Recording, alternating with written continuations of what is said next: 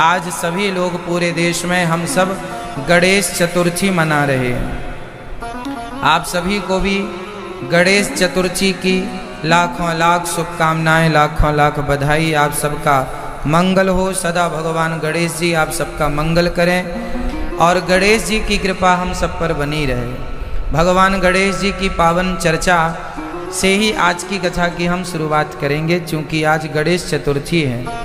आपको गणेश उत्सव, गणेश चतुर्थी की बहुत बहुत पूरे देश को, सभी भक्तों को बहुत बहुत शुभकामनाएं। आइए गणेश जी से कुछ सीखते हैं। गणेश चतुर्थी के दिन पहला तो मैं आपको निवेदन कर दूं, आज के दिन का चंद्रमा नहीं देखा जाता।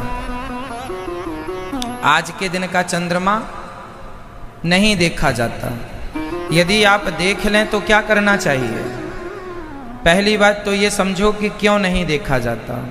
एक बार गणेश जी शंकर जी के यहाँ जा रहे थे, तो गणेश जी का वाहन चूहा है। वाहन चूहा क्यों है, अभी हम इस पर बात करेंगे। गणेश जी चूहे पर क्यों बैठते हैं, तमाम संदर्भों पर चर्चा होगी। गणेश जी जा रहे थे तो चूहा पर बैठे गणेश जी लुढ़क गए, तो पीछे चंद्रमा खड़ा था, हंसने लगा। हंसते हुए चंद्रमा को देखकर गणेश जी ने श्राप दे दिया, अरे मूर्ख, मुझे देखकर हंसता है, जा तू कलंकित हो जा। चरणों में गिर पड़ा, महाराज क्षमा करो। अच्छा कोई बात नहीं, आज के दिन जो तुझे देखेगा उसे झूठा कलंक लगेगा, चाहे चोरी का कलंक, चाहे कुछ भी कलंक लगेगा, झूठा। आज के दिन अर्थात वो गणेश चतुर्थी के दिन गणेश जी के चांद को, उस चांद को नहीं देखा जाता। ये बात रामचरितमानस में स्पष्ट है। जो आपन चाहे कल्याणा, सो जस सुमति शुभ गति सुख नाना, सो पर नार लीलार गोसाई, तजाऊं चौथ के चंद्र की नाई। जो अपना कल्याण चाहता है वो पर पुरुष पर नारी को ऐसे ही त्याग दे जैसे गणेश चतुर्थी की चंद्रमा को त्याग दिया जाता है। अब प्रश्न ये खड़ा हुआ कि यदि हम धोखे से देख लें तो क्या होगा? तो गणेश चतुर्थी की चंद्रमा को यदि आप देख लें तो एक जरा सा पत्थर उठाइए और चंद्रमा की तरफ ऐसे फेंक दीजिए, तो आपको उस दोष से निवृत्ति हो जाएगी, दोष समाप्त हो जाएगा।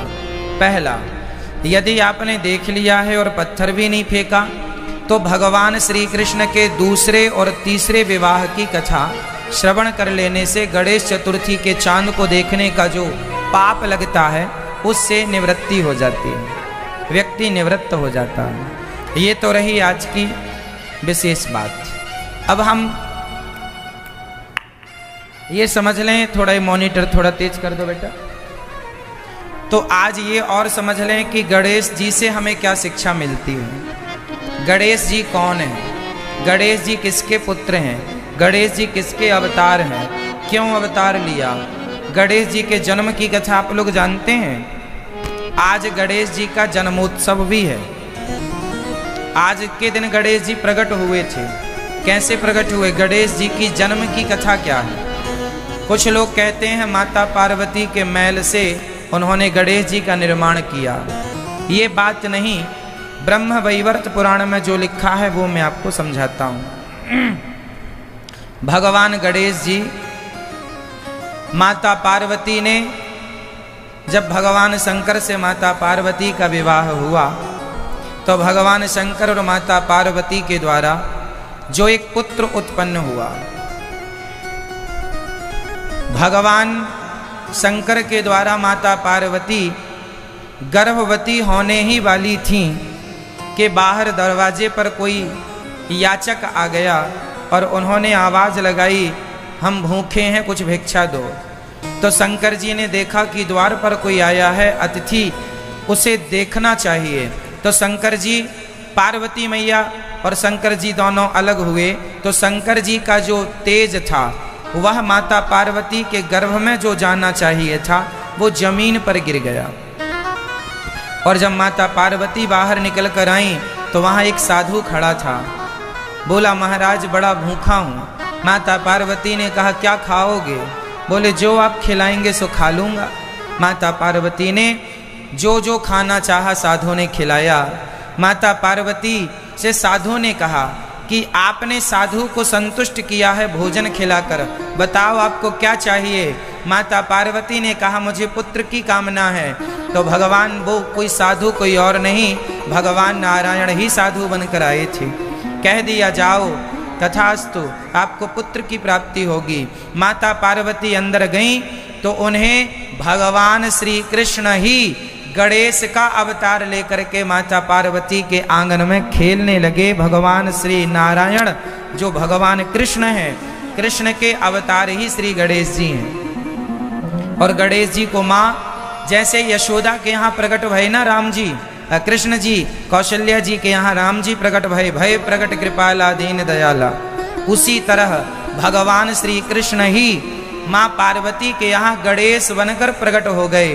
फिर बाद में माता पार्वती जी ने गणेश जी को अपना दूध पिलाया और पुत्र स्नेह किया, बहुत लाड़ किया, बड़ा प्यार किया।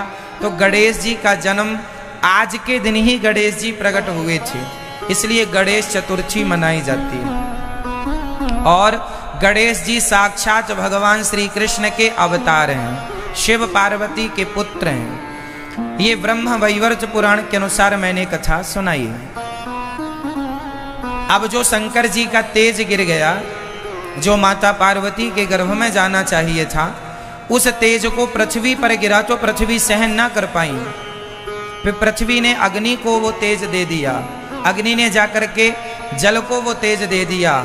और नदी में स्नान कर रही थी सप्तर्षियों की पत्नी, तो उनमें से 6 पत्नियों ने देखा कि उस तेज जल में कोई एक सुंदर सा बालक बहता हुआ जा रहा था।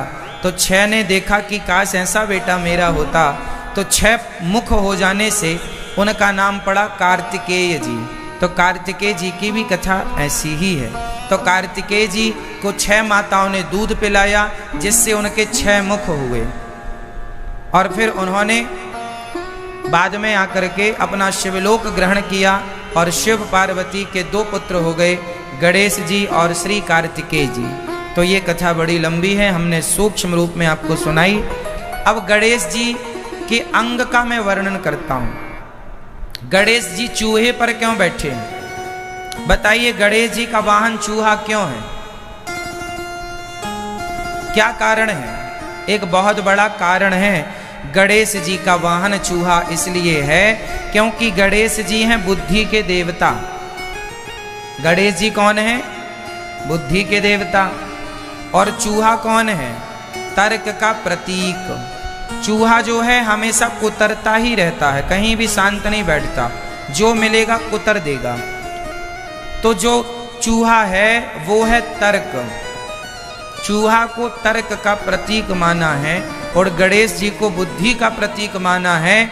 तो बुद्धि अर्थात गणेश जी किस पर सवार हैं? चूहे पर अर्थात तर्क पर। बुद्धि हमेशा तर्क पर ही सवार होती है, इसलिए गणेश जी चूहे पर सवार हैं। यदि आप पढ़े हैं सब्जेक्ट को कि तर्क जरूरी है, तर्क शास्त्र होता है हमारे यहाँ, तर्क संग्रह होता है हमारे यहाँ, एक सिद्धांत पढ़ाया जाता है तर्क शास्त्र। ये ऐसा है तो क्यों है? ये तर्क है। तर्क जानते हैं क्या होता है? जो बच्चा बहुत तर्क करता है वो बच्चा बहुत विद्वान होगा, बहुत आगे जाएगा। जिसके अंदर तर्क ही नहीं है उसकी बुद्धि विकसित नहीं होगी। आपने देखा होगा छोटे छोटे बच्चे तर्क बहुत करते हैं। ये ऐसा क्यों है, ऐसा है तो ऐसा क्यों है, ये तर्क होता है। तो तर्क से ज्ञान बढ़ता है, तर्क होना जरूरी है, कुतर्क नहीं होना चाहिए। तर्क तो हो, कुतर्क नहीं होना चाहिए। तो गणेश जी किस पर सवार हैं? जोर से बोलिए, गणेश जी किस पर सवार हैं? तर्क पर। गणेश जी बुद्धि है और चूहा तर्क है, तो बुद्धि किस पर सवार है? तर्क पर। हमेशा बुद्धि तर्क पर ही सवार होती है। अब आगे चलते हैं। गणेश जी के कान छोटे हैं कि बड़े हैं? जोर से। गणेश जी के कान छोटे हैं कि बड़े हैं? कैसे हैं? बड़े हैं। गणेश जी के कान कैसे हैं? बड़े हैं। बड़े कान क्यों हैं? गणेश जी के कान भी बड़े हैं और गणेश जी का पेट भी बड़ा है। क्या अर्थ है इससे? गणेश जी कहते हैं कि कान अपने बड़े ही रखा करो। बड़े कान का मतलब है ज्यादा से ज्यादा सुनने की शक्ति होनी चाहिए आपके अंदर। सबकी बातें सुन लें, सास की भी सुन लो, ससुर की भी सुन लो, पति की भी सुन लो, दुनिया की सुन लो। और गणेश जी का मुंह दिखाई नहीं पड़ता, सूंड है ना कि मुंह अंदर छिपा हुआ है। गणेश जी का मुंह दिखाई पड़ता है, हाथी का मुंह दिखाई नहीं पड़ता, मुंह अंदर होता है, सूंड के अंदर छिपा होता है। तो मुंह छिपा हुआ है, कान ओपन है, मतलब सिद्धांत ये है कि ज्यादा से ज्यादा सुनना है, कान चालू रखना है और मुंह गुप्त रखना है, बोलना बिल्कुल कम है। जो सुनता ज्यादा है, बोलता कम है, वो बहुत सुखी होता है। ज्यादा बोलने से झगड़ा हो जाता है, इसलिए कम कम बोला करो, ज्यादा से ज्यादा सुना करो। अच्छा, गणेश जी का पेट बड़ा है। पेट बड़े होने का सिद्धांत ये है कि कुछ लोग होते हैं उन्हें बातें पचती नहीं, पर गणेश जी कहते हैं कि बातों को पचाना सीखिए। जैसे हमारी माताएं हैं, इन्हें बिल्कुल भी कोई बात नहीं पचती। घर की जरा सी बात हुई, पड़ोसन से बोल देंगी। गणेश जी से सीखो, अपने अपने घरन का दुख ना कहियो रोई, सुन इठले हैं लोग सब बांट न ले हैं कोई।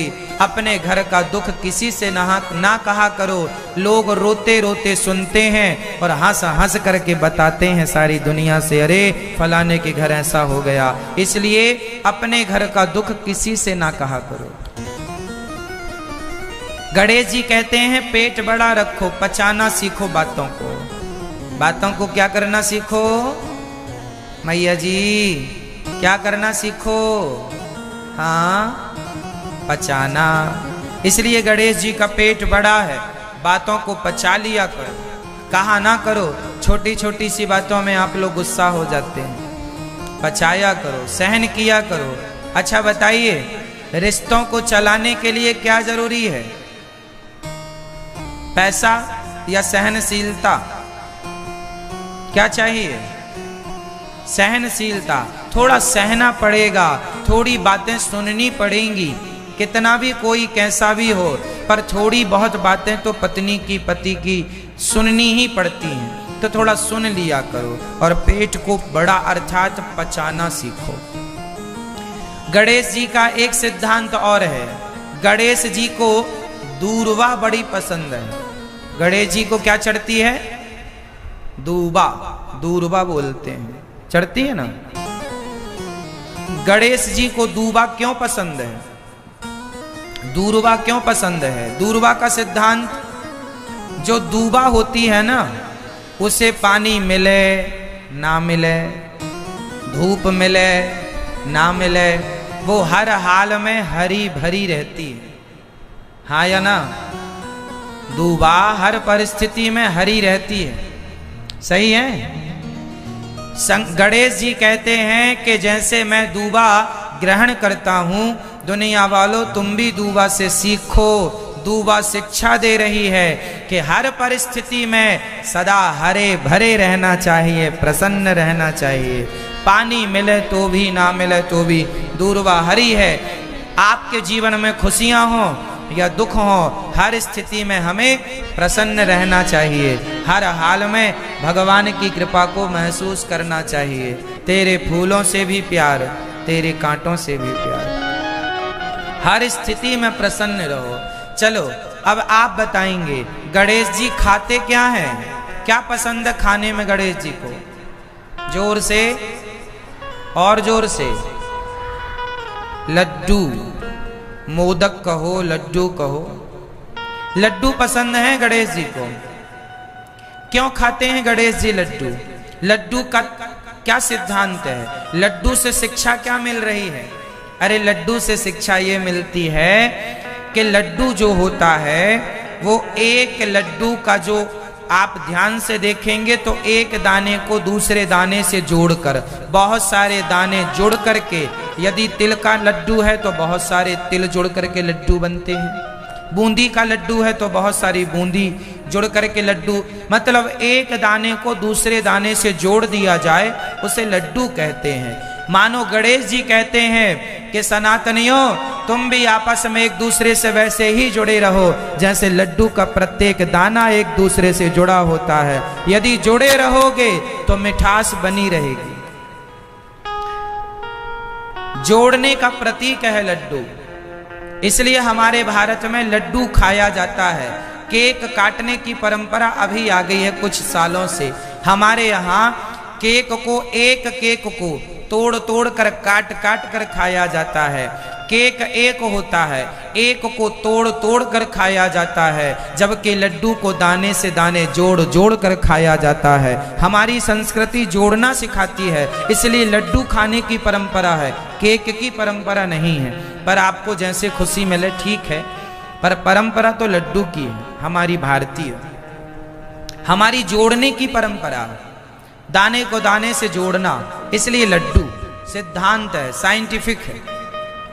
लड्डू मीठा होता है, आप भी जुड़े रहें एक दूसरे से, इसलिए इसलिए इसलिए हमारा धर्म जोड़ने का है, हमारी संस्कृति जोड़ने की है, हमारी संस्कृति तोड़ने की नहीं।